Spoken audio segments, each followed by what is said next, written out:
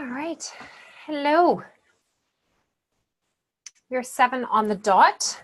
Just gonna get myself comfy here as you ladies are all rolling in. I'm also gonna open up our chat bar on the side. If you can do me a favor, if you can just see where I wrote hello, if you could write hi or hello back and just let me know that you can see me and you can hear me. I'm just gonna turn my ringer off on my phone. Hi, Nicole, long time no see. Nicole was just in my Beauty Flow class. Hi, Riley, Florence, Maria, Francis. Awesome. Okay, there's a whole bunch of you flown into the room here now. Charlene, amazing. Kathy. Okay, so everybody can see and hear, which is wonderful. All right, awesome. Okay, more of you are coming into the room in the space. So we're starting right on time. Hi, Tova. Hi, Barb. This is my goal every week, is to be very prompt and to get you in and out within that hour time slot. Sometimes you might see in some of our email material to you that will say, you know, class is going to be 45 minutes to 60 minutes. I don't know if I've ever done one of these classes in 45 minutes, maybe the content delivery, but then when there's questions and, you know, we get into a discussion, then we go a little bit longer. But I can promise you that we will be done by 8 p.m. every single week. And the reason that I know that this time around for sure is I have more than 100 of you joining me over the next 6 to 8 weeks, because I have the group of you that are with the Simplicity Project, and then I have an immersion group of women that are doing the Hormone Project on Monday nights at 8:15. So we will definitely be finished up by 8 p.m. so I can get myself into gear for all things hormones. And this course, the Simplicity Project, our next 6 weeks together, this is the foundation. This is what all of my work is truly rooted in. And I want to say thank you to all of you for joining the program, for staying with me for the next month and a half. I promise you, you are going to learn a ton about your body. What I love so much about the Simplicity Project is, you know, this program is something that I created for the woman who was wanting more, the woman who was already starting to do some things to create a healthier body and a healthier lifestyle, but was curious about more specific topics and struggling to find some consistent information. You know, when I started, when I was 15 years old, with the curiosity of the female body and health and wellness, you could at that time, 24 years ago, go into a health food store or go into a bookstore, and there was only, you know, a couple of handfuls of resources. You could go to the library and there would be, like, do people still go to the library? I take my children there. But you could go and there would be a handful of resources. Now, if your quest is to find out more about digestion and inflammation, which is what we're going to talk about tonight, or about your thyroid, or, you know, body care, whatever it may be, you have hundreds of different books to choose from. There are thousands of different podcasts. There's tons of YouTube accessibility. And so we no longer live in a time now where we have a lack of information. We actually have too much information that is at the tip of our fingers, which makes it very challenging to, you know, to sift through and figure out, well, what applies to me and how do I know what I should be starting to do and what next steps I should be starting to take. So as much as I have, you know, a curriculum that we are going to be going through, I really also like to keep these open style format. My whole mission in teaching and educating is that I want this to really feel like there's actually no screen that is separating us. And it's just, you know, like, I'm here in my comfy clothes. I hope you're somewhere in your comfy clothes, and that we are just having a conversation together. And if at any time there's something where you're like, I hear you, but I don't really get what that means, please ask it. Now, the other thing that we have incorporated into the Simplicity Project, which is brand new, is our on-team naturopathic doctor, Dr. Laura Anderson. You have me Monday night for your core curriculum class, and then Laura comes into our Facebook group and does a half-an-hour live Q&A on Thursdays. Everything is recorded. So tonight's recorded, every week will be recorded, the Facebook Lives are recorded. Everything gets uploaded into our Facebook group and then also gets emailed out to you. And then you have access to this forever. And I think that's one thing that separates the Simplicity Project maybe from some other curriculums, is that you don't have like a 90-day expiry with our information. And I think it's really important because there's only so much you can take in. You have a capacity to what you can absorb. And the other thing is, not everything has to happen right now. You know, we're going to talk about a lot of different things tonight that are impacting your digestive system, your intestinal system, your inflammation, and those triggers in your body. And there can be many different reasons as to why that's happening. There can be a handful of different things that you can start to do through your body, but you can't do everything. You can't do all of the things that you're going to learn in each class. So this is where I'm really going to encourage you to also be, you know, as much as you are the student, to also be the teacher for your own system and to apply one shift or one change that I'm talking about and give yourself a couple of days, a couple of weeks to really integrate that so that it starts to feel like a habit as opposed to a should, or I'm supposed to, or I need to, or I have to, or I was told to. I don't want any of this to feel contrived. I don't want any of this to feel like a diet. We don't count calories in this program. We don't do any of that. You know, I think that there's enough out there in this world where if that's the approach you're looking for, is for calorie counting and macros and all of that, that it's accessible. I'm here to teach you and to support you in a deeper way of understanding. So a couple of little housekeeping things before we jump into the actual content tonight. We are using technology, which is a wonderful thing, but sometimes there can be things that happen with technology. So if your screen freezes, if my face freezes, if all of a sudden, you know, your connection gets dropped, don't panic. First thing I want you to do is to sign back in. If you still have issues, you can reach out to our tech support, info@jenpike.com. Now, I don't have a team, a back-end team that's working 24/7. I don't have robots, I have humans. And so you might not hear from somebody that moment. Might be a few hours later, it might be the next day because we're doing this at night. But here's what I can tell you. The recording will be perfect. There won't be any issues with the recording. So same thing, if something comes up in life and you can't be on live, the recording is there for you the next day. And what I would say is if there is an evening where you can't be on live and you have questions, just submit them onto the Facebook page ahead of time, okay?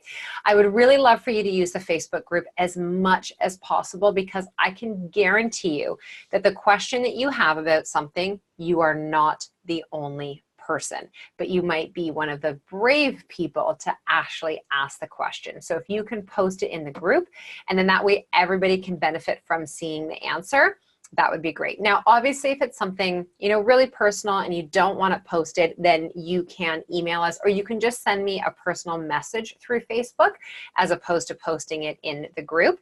But part of what's so great about having the online community is that we get the chance to actually create a community in the comfort of our own home, which is really awesome. The other thing is that you all received a free ticket for my live event, Ignite Your Life, that's happening on Saturday, June 8th in Newmarket.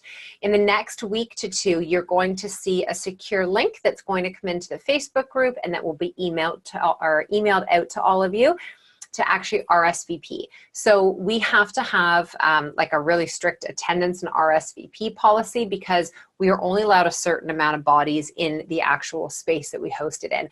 And so you can't just like show up. If you've been given a free ticket but you don't RSVP, we sell public tickets as well. So we look and see, okay, who's not coming? Those mean those seats are available. So we sell those off to the public. We also cater and bring in food for the day. So please make sure when that link comes out that you are RSVPing. Now, if you can't make it that day, if you're like, there are people from all over the world that are in this program right now, and you might not be flying into Newmarket for the event, but if you have family here, if you have a girlfriend, if you have a colleague, you can donate the ticket. Even if you don't know anybody here and you reach out to us and say, you know what, like, I'm in Ohio. I'm not going to be coming in, right? There's a couple of you from Australia and from Europe. I'm not going to be flying in for it. I'd love to donate that ticket. Let us know, and then we can do that for you, okay?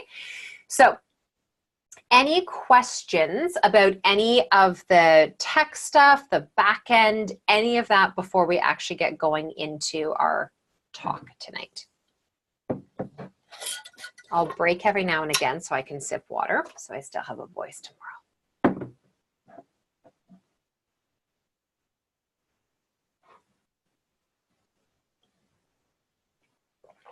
All right. So I'm going to assume that means there's no questions. There is a little time delay when I do ask if there is questions, but nothing has come through. So we're awesome. Now, one other last little bit about housekeeping. I have a family. They live here. They're underneath me right now.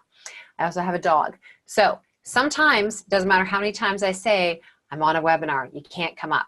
We've had naked people run past here. We've had dogs come upstairs barking. We've had all sorts of things happen behind me here. So just, you know, I'll try and give you fair warning if something is going to happen. Sometimes emergencies happen and people need to ask if they can have a play date the next day, and that's considered an emergency. So I know lots of you are moms and you get it as well too. So hopefully, maybe we'll get through 6 weeks with none of those things happening. All right, so tonight is all about digestion and inflammation. This is honestly where everything begins in our body. So every week you're going to get a workbook that's uploaded into the group that is going to become your kind of Coles Notes version of the bigger topic that we are discussing in the actual class. So that's what you can revert back to. But this is where the meat of the conversation actually happens.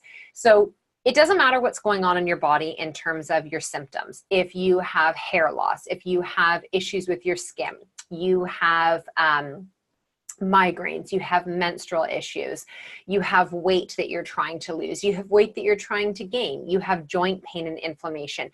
Everything comes back to asking the question first of, well, what is actually going on with your digestive and gut health?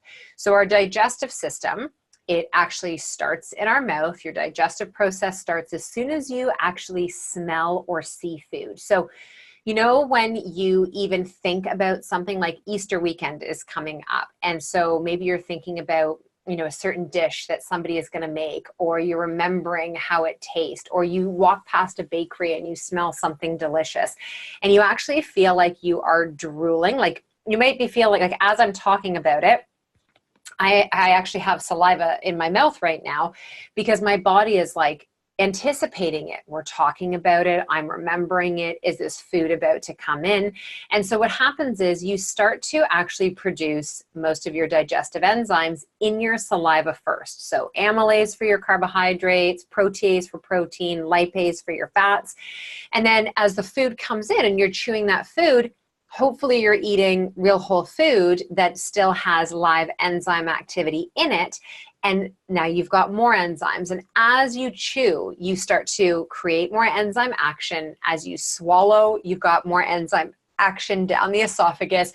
And as it ends up coming into the stomach, you have hydrochloric acid and more enzymes. And so there's ultimately this digestion party that should be happening when we eat. Not too much, not too little. So if we have too much acidity, if we are eating really processed foods, really high saturated fats, a lot of spicy foods, stimulating foods like alcohol and really rich fatty foods, too much sugar, that can create excess acid. So you might have sourness or reflux or heartburn. You might feel like your food is coming back up. If you have too little enzymes, either in the food or in your own, you know, body, in your saliva, in your gut, you're going to end up with indigestion, the burping, the gas, the constipation later on. So these are some of the early things that you want to start to pay attention to in your body, because it doesn't matter how much you work out, how healthy you think that you are eating on the surface in terms of what you see on your plate or what you're putting into your smoothie. If you have digestive issues going on, if you have a lot of food sensitivities, if you have some of these things that I just talked about, if you're not pooping every day, this is actually where our upstream journey of trying to figure out what your root cause is begins. So in order for your body to lose weight and maintain healthy weight loss, you actually have to be healthy in order to lose weight. We often think that we have to lose weight to be healthy, but it is actually the opposite. If you want to be reducing your inflammation, if you want to be managing your blood sugar, if you want to be helping your thyroid, you need to be able to actually break down what you are consuming.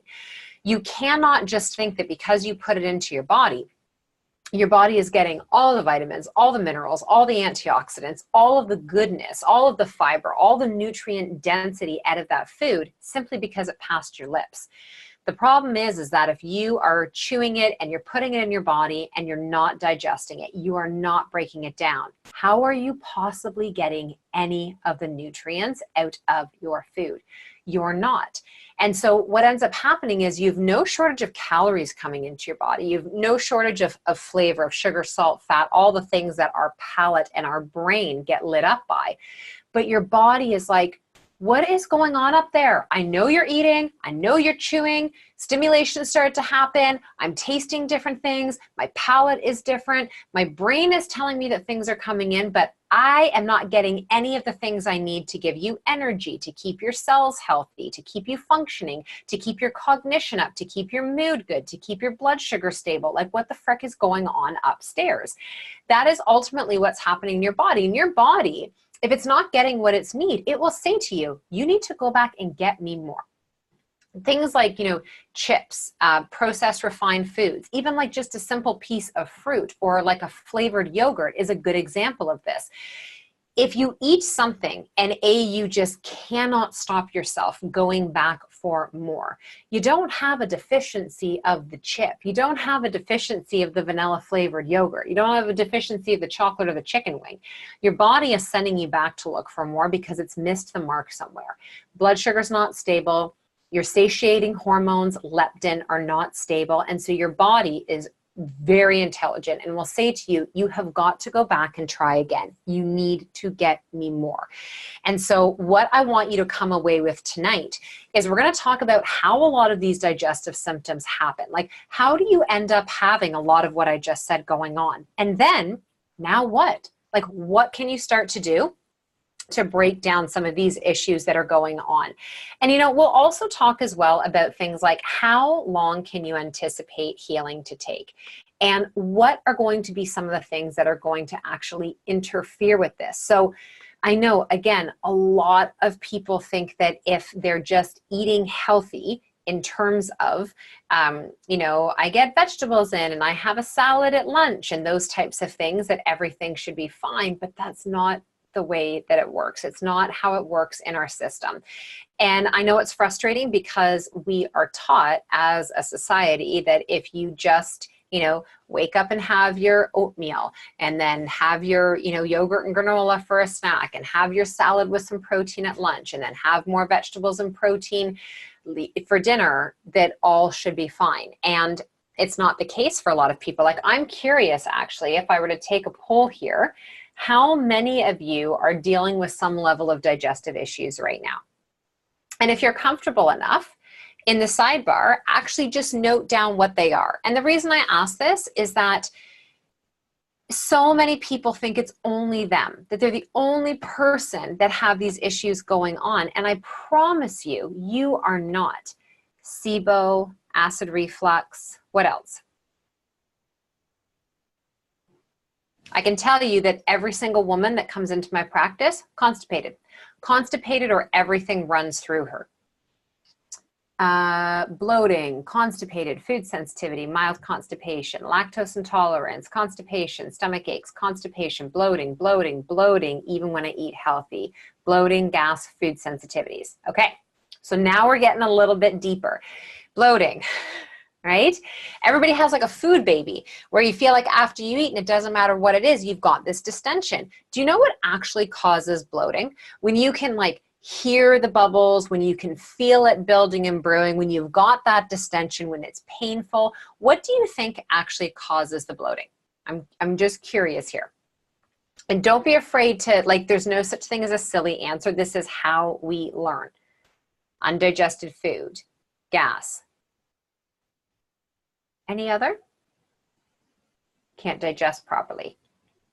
Poor digestion. Yeah. So the bloating is actually caused from an underactive digestive system, meaning not enough hydrochloric acid, not enough enzymes, food that is literally sitting there that cannot digest and break down. And so the bloating and the gas, it is actually coming from putrefaction and fermenting. So that food is literally starting to rot in the stomach, and it is starting to off gas. The off gas is causing gas, it's causing belching, it's causing the bloating. Your body is essentially trying to figure out where to put this. Like it's like blowing off steam. And that is what's happening in our system. So when this happens every once in a while, no big deal. Probably doesn't faze us. We might be temporarily uncomfortable, but when this is happening all the time, you now have an accumulation of undigested foods, undigested proteins and fats and fibers and carbohydrates that are sitting in your system. And not only do you have, the food off-gassing that's causing the bloating, but it's also actually starting to off-gas toxins back into your system and recirculating them.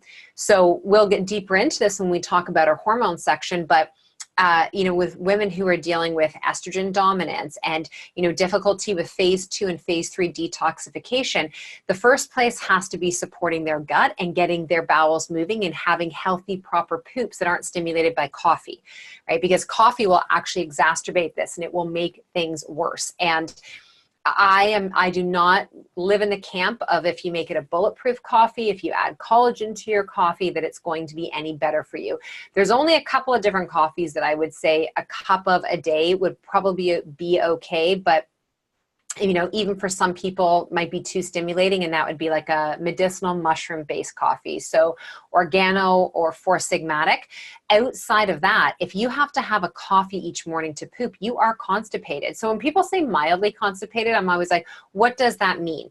You need to be or should be having minimum one good quality bowel movement every single day. Ideally, you should be going 2 to 3 times. Your poop should truly be from the crease of your elbow to the crease of your wrist, okay?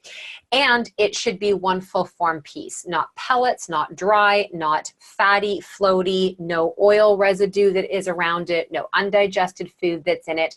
And so if you can think about this, I know a lot of you who signed up this round are parents. When your children were young, okay, and they pooped, you weren't just like, you didn't just wipe and not look. You investigated the poop. What's left behind? What's in there? What possibly hasn't come out? And why did we do that? It's one of the ways we knew how well their body was doing. It was a sign. It was an indicator.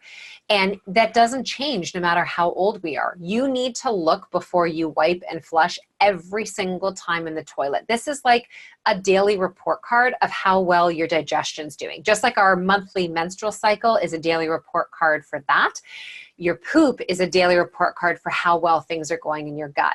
And if you're not pooping, this is really like ground zero. This is where we begin. So I'm going to go deeper into some of the signs and symptoms, and then I'm going to talk about why some of these things can actually be happening. And one of you already started this conversation off by, saying improper chewing. And this is it. This is huge. I watch people eat often, and I catch myself doing this sometimes too, where you are just distracted. You're watching TV, you're on your phone, you're drinking lots of water while you're eating, you're talking to somebody else, and you're not connecting to your food. You're not looking at it before you're putting it into your body. You're not chewing it. It's like bite, 1, 2, swallow, bite, 1, 2, swallow. Your stomach does not have teeth. I'm sure you've heard that before.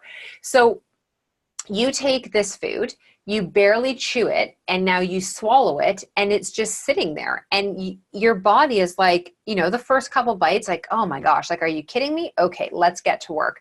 And then as the rest of the meal's coming in, it's like, you've got to be freaking kidding me. Like, how am I breaking down a cube of steak, a hunk of chicken, and then, a half a Brussels sprout head? Like, how am I supposed to actually fully digest this and break this down? Not to mention when we're consuming foods that contain ingredients and products that aren't actually food. So we live in a time now where it's not only technology that has increased rapidly, it is the agricultural system and technology of what's happening to our food.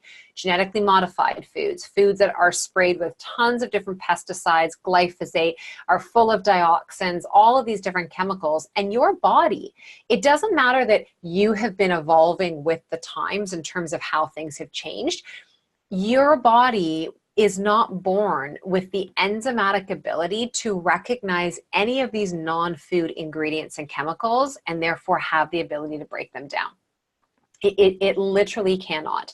And so that will impact how well your body digests any of the other foods coming in with that processed food. And that food will sit there, it will start to build. You have 28 feet of intestinal tract in your gut, okay? It is massive. And you have also got then the length of the colon. Now, as women, our colon is a little bit longer than a man, and that is because it needs to be able to still have that length and space when and if we carry a child. Like, this is how smart the design of our bodies are as human beings. Now, not everybody has the exact same length, the exact same shape. You know, there can be obstructions, there can be narrowings, there can be twisting, there can be different things that can happen. Also, your posture has a dramatic impact on this. So if you sit for very long periods of time, if you're stuck in that contracted state, like how I'm sitting right now, you'll notice in some of our classes, I'll be doing standing classes at my stand-up desk, and I'll be doing seated in some of these here. If you don't exercise ever, and you never are pumping your body and getting your lymphatic system moving, you have stagnation, right? It's like, think of your hose outside. We can turn the water on at the base, okay? Water can be flushing down through that hose, but if we kink it in one spot, pressure builds upstream, lack of flow downstream. We kink it in multiple spots, and now you can actually start to hear that pressure building up. Things get worse. This is what it's like in our system. So if upstream, we're not chewing our food is not being broken down optimally because we're suffering from low stomach acid, low enzyme activity, we're taking in food that is not good for our system, and then we're not pooping it out. We have quite a few kinks that we need to be working on in the body. Right? So those are some of the, you know, the top tier issues that people have going on. Food sensitivities are another massive one. So food sensitivities and food allergies are not the same thing. They have different responses in the system. There can be an IgE, an IgA, or an IgG response to our food. Now, you might have a response immediately, like you put it in your mouth, your tongue feels weird, you might get some irritation around the mouth, the throat feels weird. These would be classified more as like food allergies. Food sensitivities are, you don't really know what to eat anymore because you feel like everything irritates your stomach. Now, oftentimes for people, this will start off with things where they get categorized as having IBS. I call IBS interesting bullshit. And the reason being is it's a kitchen sink term. It is typically when your doctor doesn't really know what's going on, hasn't tested for food sensitivities, has maybe sent you for an allergy prick test, which is not how you effectively test for food sensitivities or allergies at all. These are chemical prongs that are dipped and then trying to communicate with your body. It doesn't work well. And they haven't checked for things like non-celiac gluten sensitivity. People get told they're lactose intolerant all the time. Every single human is lactose intolerant. Every single human. Somewhere between the age of 18 months and 7 years old, every single one of you loses galactose, the enzyme to break down lactose. And here's what I will tell you. Lactose is only one of 4 different inflammatory irritants that's coming from cow's milk. It's lactose, it's albumin, it's casein, and it's whey. The reason that you don't see casein or whey-free milk that's in the grocery store is they can't remove those things without changing the texture and the product to the point where nobody would go and consume that anymore. Lactose is just the sugar. It's very easy to take out. And so sometimes people will notice a difference drinking the lactose free because without the sugar, you don't have as much FOS. You don't have as much gas and bloating from it, but you're still consuming an inflammatory food every single time that you put that dairy into your system. So one of the first ways that you can reduce your digestive issues, help your constipation, clear up your skin, those types of things, especially if you suffer from eczema and psoriasis, as a practitioner, this is food number 1 that we remove. all dairy. So it would be your cow milk, your cow yogurt, your cow cheese. And this isn't like taking it out 80%. If you or someone in your family has been suffering for a lengthy period of time, this is like you're removing it 100%. And you would remove it 100% for a solid month. And then we would introduce maybe some goat cheese or some goat yogurt, or we would substitute with coconut yogurt, those types of things. Use nut or seed-based cheeses, and then obviously non-dairy milks. We do not need dairy at all. We don't need it for calcium needs. We don't need it for any of our nutrient needs, like at all, ever. Okay, so you don't have to worry that if you're removing that, well, where am I going to get my calcium? You know, in Canada, we're the largest consumer of dairy. We have the highest rate of osteoporosis in the world, and MS, okay? And we have the lowest rates of vitamin D. Now, you could argue and say, well, okay, it's because, you know, we have winter for like 5 months out of the year. We're not getting the sun exposure. That might be part of it, but you know, there is much more to this. And so if your concern is getting enough of your minerals, enough of your calcium, enough for healthy bones and teeth and those types of things, you've got to be looking at the synergy of nutrients and really plant-based. So you will never get more calcium, magnesium, manganese, and those types of minerals like phosphorus and that than you will out of your cruciferous, your sulforaphane foods, and your dark leafy greens. So it's really important getting those in.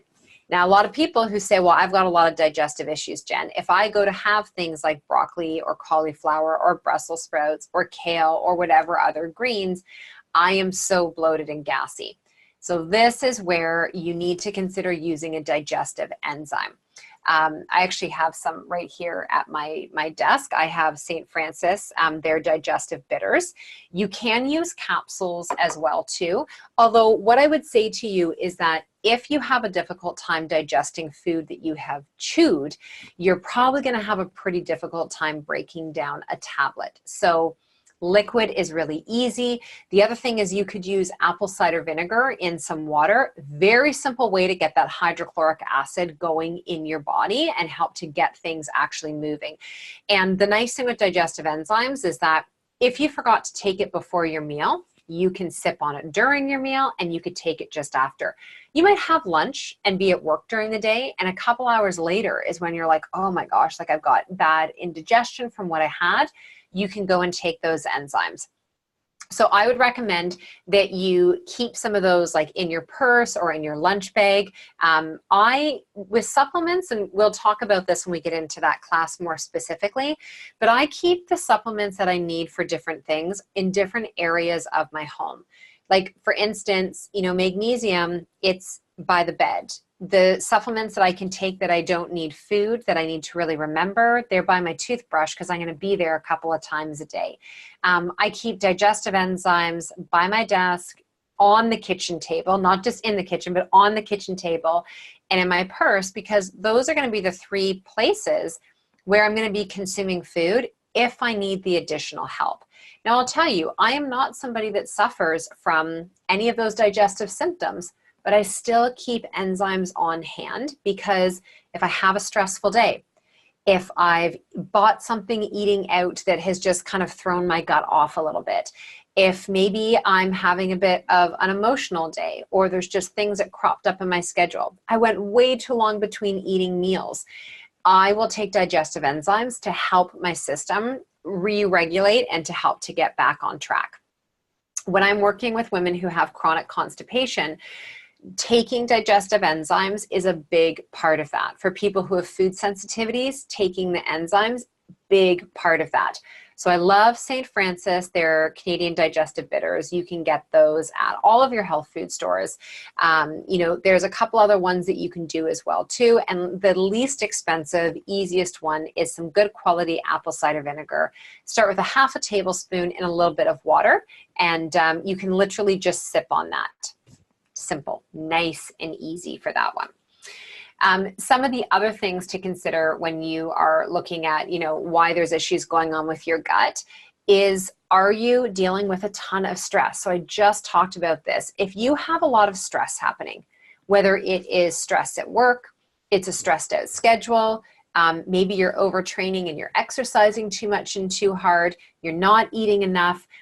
Any stress that's happening, your body, like I said, is very smart. It will say, look, I can't do more than a couple things really well at the same time.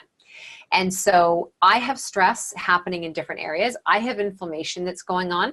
I need to shunt some of the blood and some of the oxygen and energy supply away from the digestive system into these other areas of your body to help you out. So my main goal right now is not to break down your food. It's not to help you digest. So things like if you're standing when you're eating, if you are, eating your lunch and on your computer all the time and you're watching something stressful, you're in a conflict and you're consuming your food. That heightened level of stress, it's going to increase cortisol from your adrenals. It's going to shunt the blood and digestive enzymes away from the gut. And that will impact your eating as well too. So can you start to create some sacred space when you're eating your meal? Can you create beautiful meals? It doesn't have to be complicated. My meals are not complicated. They just look really pretty and well put together because there's a lot of color.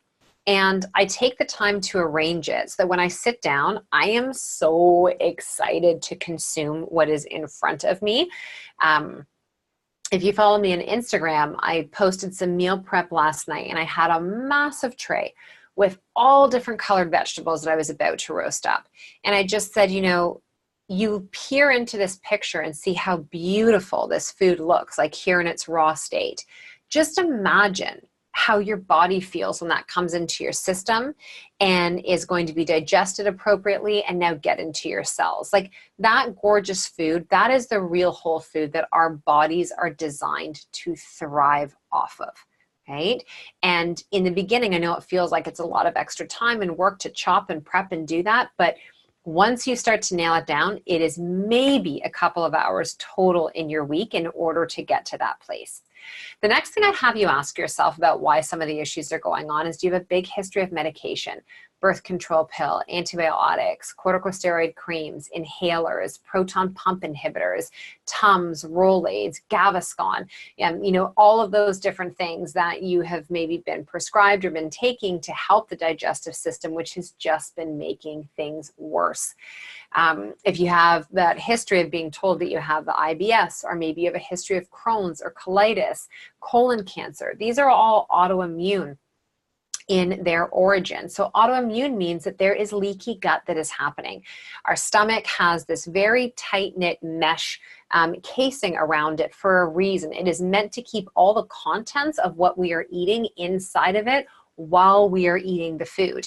And when we start to have some of this permeability happen, when we have vulnerability, when we have stress, when we have, medications, even things like Tylenol and Advil, and like I said, the birth control pill, they start to actually wear and tear down on the lining of our gut. And so what ends up happening is we start to get these holes in the lining. And now undigested foods, undigested proteins start to make their way out into your body, into your bloodstream, into your lymphatic fluid. And your immune system is like, who the heck are you? You are not supposed to be out here. And so your immune system will attack. And this will happen for a long time before you would ever know that anything was going on behind the scenes. And it would just burn it on up and get rid of it. But what happens is if you continue to consume these foods that are irritating your body, you continue to have the, stress from life or the medication or lack of sleep, all of those things, your body starts to become worn down. Your immune system becomes overreactive. It's just like us, right? You can handle stress and pressure to a certain point before you're like an instant pot and you vent and you boil over and you lose your mind. And that's what it's like with your immune system. It's like managing, not managing. And now it actually will start to attack healthy tissue. It gets decision fatigue. Is this the bad guy that's come in? Is this healthy tissue? I'm just going to take them both out, right? This is like the birthplace of where Hashimoto's happens. When we have an autoimmune thyroid issue, even endometriosis has now just been classified as an autoimmune condition. So when I am trying to communicate to you that your gut is at the root of everything that's going on, your gut is at the root of everything that's going on. And this is where we put our energy into. We want to honor our body every day and ask, Is what I'm eating making me feel energized, good, and balanced, or am I left feeling bloated and gassy and exhausted and I'm full of poop? And so these are some of the things you need to continue to come back to yourself and ask, where are things off and what can I do to get them back on track? Now, the one last thing I'll say in this is if you have a history of H. pylori, of a parasite, food poisoning, so many people I work with are like, I was fine. I went away on a trip. I got sick on the trip and I have never been the same since I've come back. And so in my private practice, we'll do things like different parasite cleanse, which isn't just about going and buying a boxed kit. You've got to prime your system to be ready because parasites have a die-off period of time. Same thing with yeast and candida. SIBO, this is a small bacterial overgrowth that's happening in the intestinal tract. And these things do not happen overnight. Like this stuff has been a slow build for a long time. So for people who've had constipation, if you talk to them, they'll say, I've been constipated majority of my life. People who have food sensitivities, I've always had digestive issues. And so it's not that it is your fault, it's that you haven't been taught properly and you've probably been taught majority of your life to suppress it. Take this, it'll make it go away. Take this, it'll make it go away. And so we get this temporary relief. We get this a Band-Aid approach of, fixing it. But behind the scenes, things are getting worse and worse. And we don't feel it or know it until all of a sudden we just feel like I can't eat anything without having these flare-ups. Is this landing with you? Is this like resonating, making sense as I'm talking about this? Don't be afraid to say yes. Okay. All right, good. Okay, so I'm going to talk to you about some of the things that you can start to do that are going to help. Now, what you need to understand is you're not going to change these things and in 3 days or sometimes even in 3 weeks be like, oh my gosh, I'm healed. Ask yourself, how long has this been going on for? Because your healing journey is going to take some time. The most important thing is not doing everything at once. It's choosing maybe 1 or 2 things and being consistent. Every day being consistent. And the consistency is the hardest part. Starting something new is never hard. Starting something new is exciting. Starting something new is like, this is it. This is going to be the time. Everything's going to be different. It's being able to stick with it and be consistent. So you have to ask yourself, is what I'm choosing as my first step manageable? Like, can I do this? Can I do this for me? Can I do it without depending on my spouse or my kids or my coworkers or my friends to support me 100%? Because they're probably not. And that is the reality in this whole journey, is understanding that you have to choose you and you have to do you in spite of what everybody else is doing or saying around you. So the first part is that we want to make sure, number one, that you are hydrated. Are you getting enough good quality water into your body? Not out of plastic, right? We want you to drink out of glass or stainless steel. Even if your stuff is saying BPA free, all the BPA free products now have BPS and BPF, all from the same family. So glass or stainless steel. Now, how much water every day? I would love if you would all have no less than 2 full liters. That's 2 of these jars every single day. So fill up your water at night, put your lid on, put it into the fridge or have it on the counter so that when you wake up, you've got it good to go. Now, every night I'd recommend you go to bed with a 1/2 liter glass mason jar, put it next to the bed, okay?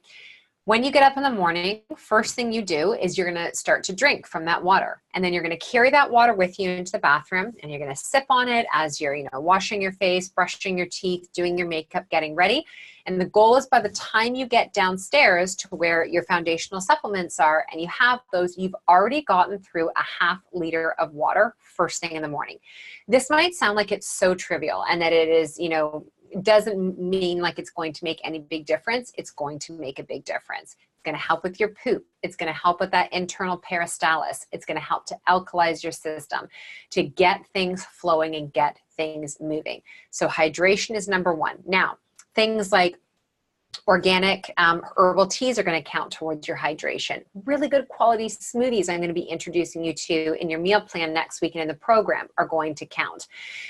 Be careful with things like juices and lattes and those types of things. Even if it's like a green juice, you want to make sure that it's a green juice without fruit, because that sugar first thing in the morning is going to jack up your insulin. And if you already have an issue with cravings throughout the day, the gas, the bloating, those types of things might not be your best choice right now. The next thing is, are you getting in enough fiber? So you need to do the hydration first and then the fiber. If you're dehydrated and you start to consume a whole bunch of fiber, you're essentially going to create a plug, a butt plug, and you're going to be even more constipated. So increase your hydration, then make sure you're getting in enough fiber. How much is enough fiber? I would say you want to start on average to try to aim towards 25 to 40 grams of fiber a day. You know, I probably get in 40 to 60 grams of fiber a day, but I have been doing this for decades. And my body, like, I have vegetables at every single meal of the day. I crave it. It's what my body requires. You know, this time of year, I do a lot of steamed, a lot of roasted. And then as we transition into the latter part of spring and into the summer, I'll incorporate more raw. And that's eating seasonally, because I live in Canada. There's 4 seasons that we have here. So hydration, fiber. Now, ladies, one of the healthiest things that you can start to do for your body, and one of the easiest ways to help this, is to actually use some ground flaxseed daily. Now, we are going to talk in the hormone section about doing seed cycling, and I do have a free seed cycling book, an opt-in on my website that you can download, so that in the first half of your menstrual cycle, you'd be doing 2 tablespoons of ground flaxseed or pumpkin seed.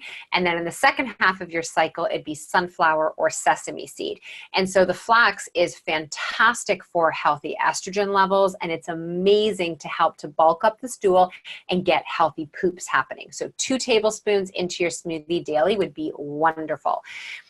I don't use tap water, Christina. I use filtered water. So we have a reverse osmosis system in our house. So that's an option. The Berkey is a great water filter, Santivia. And people ask me all the time about Brita. It's better than nothing.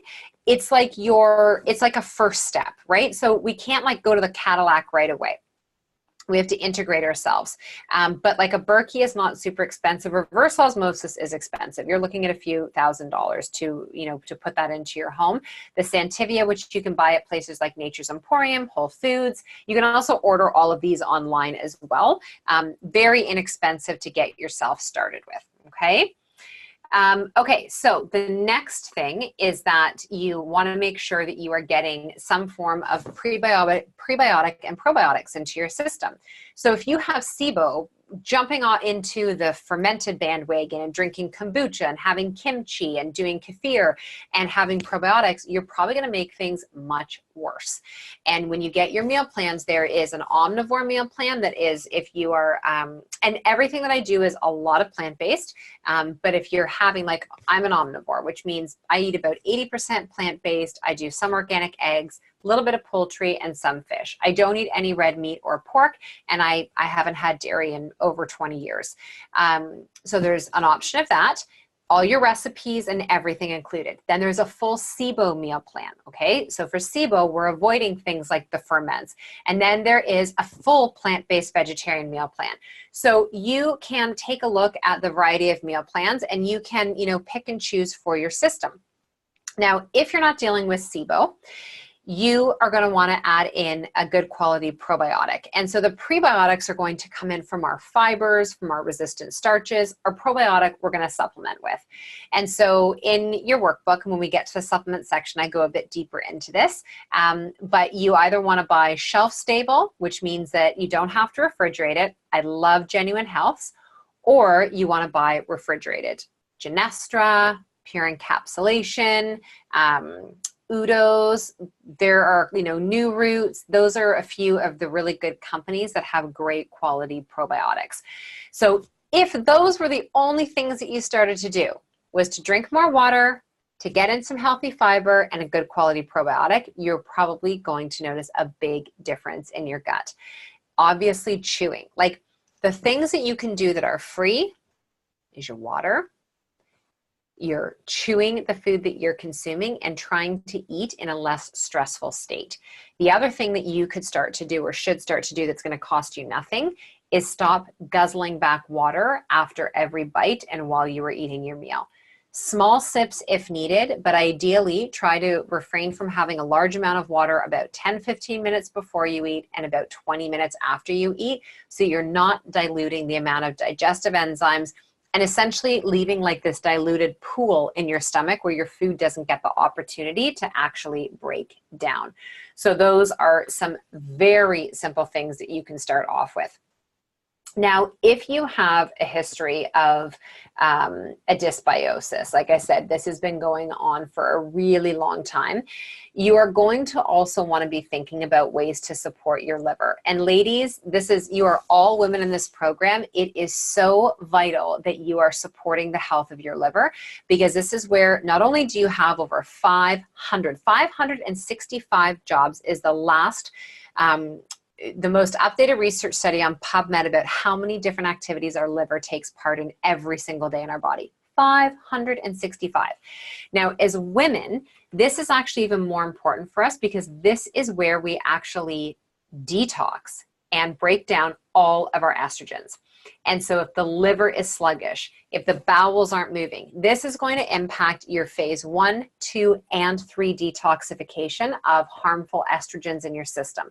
So this is going to lead to things like heavy periods, painful periods, clotting, breast tenderness, exacerbated PMS, hormonal migraines, estrogen dominant cancers as well too. So when we're talking about creating this base level of support, this is not just about, our body weight and the number we're seeing on the scale. This is like on a foundational level, our cell health, our DNA health, and the health of our organs and how they function.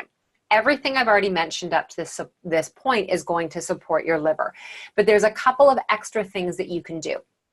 One of the things that I love that's very easy is to do lemon water first thing in the morning. You could also add chlorophyll into your water, and you can drink something called Dandy Blend, which is dandelion root based. Very simple, easy things to support the liver.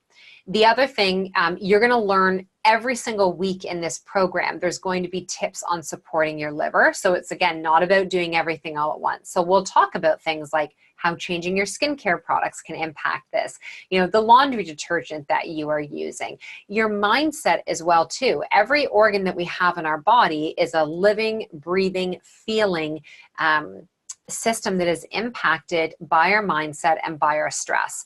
So every week I'll start to teach you a little bit that you can do.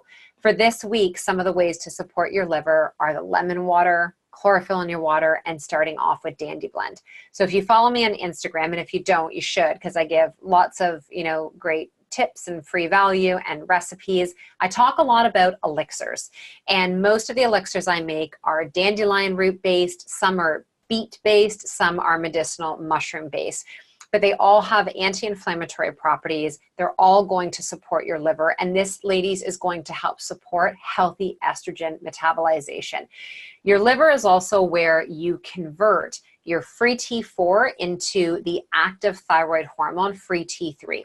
So if you have an underactive thyroid, if you have inflammation with the thyroid, if you have nodules on your thyroid, if you have an autoimmune illness with your thyroid, you want to make sure you're supporting your liver and your gut. The liver is where we're doing the conversion of our thyroid hormone. The gut is what is supporting that uptake into the body. So the really great thing is that everything you learn over the next 6 weeks, it's building blocks. And we literally are just like, here's the foundation. It's like building a house. You start with a solid foundation, and now we begin to add the layers, right? And then like all of the accessories, and we get to kind of do the decorating, but we've got to have that solid foundation first. And that is here with the gut. So over the course of your next week, of the first week in this program, I want you to start the things of increasing your water, adding in some fresh lemon, really taking a look at how your digestion feels when you're eating. And I'd strongly recommend all of you experiment with a digestive enzyme over the next 6 weeks, even if you don't think you need it. They are so inexpensive. The most inexpensive one would be the apple cider vinegar. It's not going to be as strong as using an actual digestive bitter, but I would love for you to do this as like an experiment for yourself over the 6 weeks how much better your body feels having a digestive enzyme, having a daily probiotic as long as you do not have SIBO. And there are different probiotics that people who can have SIBO, like usually it's like Megaspore is one that is soil-based that tends to do a bit better. But I would say if you are in a highly inflammatory state with your SIBO, there's lots of other things that can be done. We don't necessarily need to jump there. Let's work on priming the gut, getting your enzymes and your hydrochloric acid supported. Does the lemon water need to be warm? No, it doesn't. So you can do it warm first thing in the morning, room temperature. So try to avoid like extreme temperatures with your fluid as well too, especially like ice water. Try to eliminate that. It's actually very constrictive for the digestive system. I find with my clients that the more ice water they drink, the less smooth their digestion is. It's too cooling to the body. You can take digestive enzymes while breastfeeding. Yeah, you can actually. You can. And just, again, pay attention to your baby. If they get any gas or bloating, now keep in mind, anytime you're doing something new. So in the beginning of taking enzymes, it's very rare, but sometimes you might have a bit of gas and bloating for the first couple of days as your microbiome, as that environment in your gut starts to get used to having some of these stimulatory things in there. And so with the St. Francis bitters, you would be doing 2 mils before lunch and dinner. So you don't need your digestive enzymes before breakfast, only lunch and dinner. Now, the other thing is that for your liver stimulation, you are safe to be doing the chlorophyll and to be doing the dandy blend when you are breastfeeding as well too. And if you are pregnant, you are safe on these. Nightshade vegetables, if they create a sensitivity to you. So nightshades contain a compound called solanine, which they increase the prostaglandin activity and inflammation in our body. So for people who are dealing with, oftentimes people talk about this with arthritis, but it can impact many other things as well too. Joint pain, swelling, headaches, digestive issues. How do you know what foods are irritating you and what are not? You can go through an elimination diet. It is a long time, okay? It can be a bit painful and gregarious if that's your starting point. What I would recommend if you feel like you don't know what you can eat anymore is get food sensitivity testing done. Not through your doctor. You're going to want to go to, actually, if you go to, I think it's Dynacare Labs, they actually have, you can go in and you can get a blood food test done there. I recommend bioelectric impedance, so you can find various practitioners. I have one that is based out of Newmarket that I refer people to. I have one in Barrie, Bolton, Toronto, that will do your food sensitivity testing for you. I redo mine every couple of years. Like I'm going for mine again on April 23rd, just because oftentimes we're consuming the same things, you know, over and over again. And this is really where a lot of these sensitivities can begin. And so I like to just kind of be ahead of the game and be aware and then do a bit of an elimination. So food sensitivity testing in Peterborough, that's a great question to ask Laura Anderson on Thursday, who's our naturopath, because she's based out of Peterborough. When you say dairy, do you specifically mean cow dairy? Cow dairy in the beginning to eliminate. And yeah, I do. So if you were listening in the beginning, I talk about goat milk cheese. If you're saying in my cookbook, you probably have, well, the Simplicity Body, I think, might have 1 or 2 where it's optional. But if you know you have sensitivities, you cut it out. So whether it's goat's cheese or sheep cheese, buffalo cheese, it's a condiment. It is not a food group. So we need to be using a small amount of it. That's the really important thing for it, okay? And not every day, not every day. So I mentioned that for the fiber intake, 25 to 40 grams of fiber. And so this is gonna come from your plant-based foods. Your organic, this is really important, your organic vegetables and some fruit. So I do not believe in cutting out your fruit, but I also don't believe in having a ton of it. Now, what is a ton of it? I think that if you are having 1 to 2 servings in a smoothie, I don't believe we need to have more than 2 to 3 servings of fruit in a day. So if you were having 1 to 2 in your smoothie and that was fine for your system, and you had some fresh fruit with like some, you know, chopped up nuts or some whatever else it is, a seed butter, and that later on in the day, totally fine. But watch how much you're getting in. Majority of your fiber, in my opinion, because this is what's going to bind to the chemical form of your estrogen, bind to your toxins, and help your system overall, is going to come from your vegetables. Vegetables that are going to be, you know, all of the rainbow, not all your your starchy ones. So I'm not saying go and fill up on potatoes every day. Look at various things. For your root vegetables, sweet potato, squash, pumpkin, rutabaga, parsnips, carrots, dark leafy greens, the whole gamut of them. You know, your bitters as well too. So radicchio and endive and all of those different lettuces, variety of greens, kale. There's like 7 different types of kale, your different types of Swiss chard, kohlrabi, you know, different types of mesclun and frizzy, like all the different leaves. There's more than just spinach and kale. Most people who are putting greens in their smoothies, they're always putting the exact same ones in. So use this as an opportunity to experiment. When you get the meal plans next week and you see a lot of the different recipes and suggestions, this is where a lot of the fun is going to come in with trying to experiment with some different options for yourself. And don't overwhelm. This will be my final message for tonight as we start to roll out is do not overwhelm yourself, meaning you're going to get a 7-day meal plan. You are never going to end up being that person that can grocery shop for all 7 days and then you nail all 7 days. It's just not going to happen. In fact, I don't even want you to try to make it happen because it's probably going to add too much stress. You'll end up buying more food than you need. Things will happen where you won't have the time you thought you were going to in order to prep and cook that meal. You'll end up wasting food, which is essentially like we have just opened up the window and thrown money out the window. So what I'd recommend is look at the meal plans. Maybe the mornings are where you start and you're like, okay, I'm going to pick like 2 of the morning options. I'm going to get the ingredients for those, and that's where I'm going to begin. And you do that until it's part of your habit and your routine. And then you look at some of the different, you know, bowl ideas and options. And you say, okay, I'm going to get a few different ingredients and make a couple of different bowls. And you do that until it's part of your routine. Do not go out and grocery shop and buy everything on the list. You will end up wasting your money, and then you will actually feel really crappy at the end because you're going to feel like you failed. There is no such thing as perfection in this. This meal plan is to help to carry you through the 5 weeks after you receive it, giving you different options, being able to pick and choose and explore and experiment so we can get stable blood sugar, we can get digestion on track, we can have you feeling happy with what you're eating, satiated, and that your cravings are not running your life. That is a goal over the course of this period of time that we are together, okay? So what I'm going to recommend, your workbook has already been uploaded into the Facebook group. This recording is going to be flipped into the group by tomorrow. So typically we have the recordings to you within 24 hours, if not sooner. And so you'll be able to go back through, to re-listen, to take some notes.